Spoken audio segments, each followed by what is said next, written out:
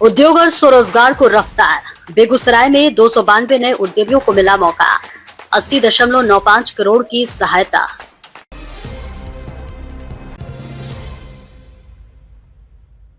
नमस्कार, स्वागत है आपका बेगूसराय न्यूज प्लेटफॉर्म में, जहां खबरें सिर्फ दिखाई नहीं जाती, सच की रोशनी में परखी जाती हैं।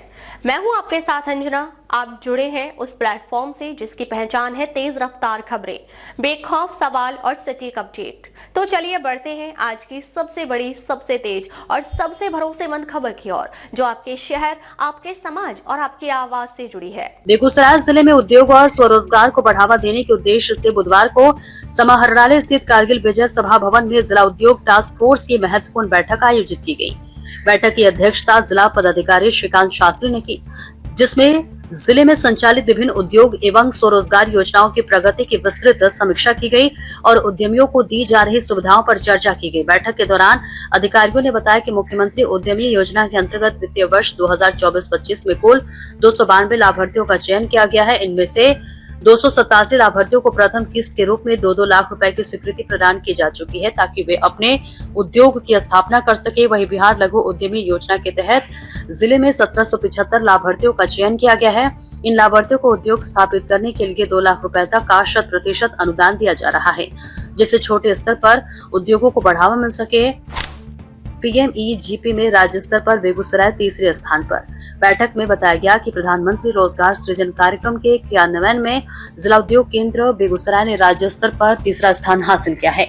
इसे जिले के लिए बड़ी उपलब्धि माना जा रहा है, क्योंकि इस योजना के माध्यम से बड़ी संख्या में युवाओं को स्वरोजगार के अवसर मिल रहे हैं।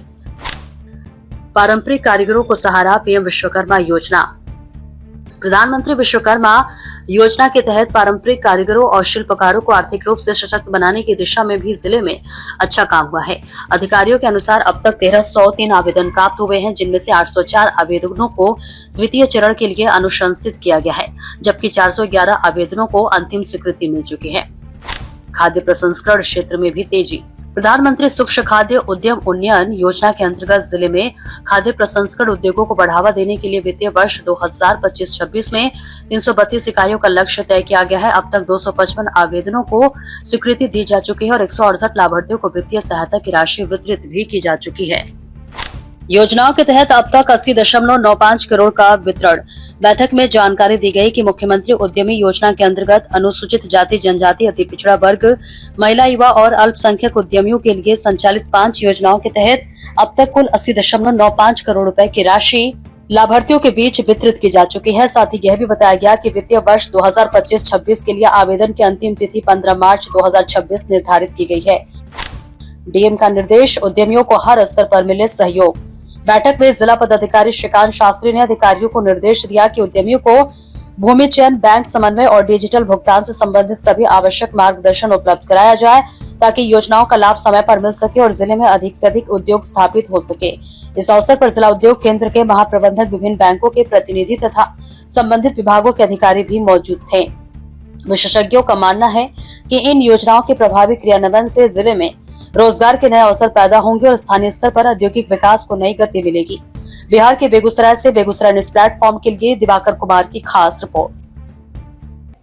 फिलहाल आज की अपडेट में बस इतना ही, लेकिन हम फिर लौटेंगे उसी दमदार हौसले, उसी सटीक रिपोर्टिंग और उसी बेबाक अंदाज के साथ एक और बड़ी, ताजा और असरदार खबर लेकर। तब तक के लिए दीजिए हमें अनुमति। नमस्कार और देखते रहिए बेगूसराय न्यूज प्लेटफॉर्म, जहां जनता की आवाज सच के साथ चलती है। अगर आप हमें YouTube पर देख रहे हैं तो सिर्फ सब्सक्राइब नहीं, हमारे न्यूज परिवार का हिस्सा बने और ब्रेकिंग अलर्ट सबसे पहले पाने के लिए बेल आइकन जरूर दबाएं। फेसबुक पर जुड़े दर्शक हमारा पेज फॉलो करें, ताकि हर जरूरी खबर सीधे पहुंचे आपके मोबाइल स्क्रीन तक, क्योंकि यह है बेगूसराय न्यूज प्लेटफॉर्म, आपकी आवाज, आपका भरोसा, आपका प्लेटफॉर्म।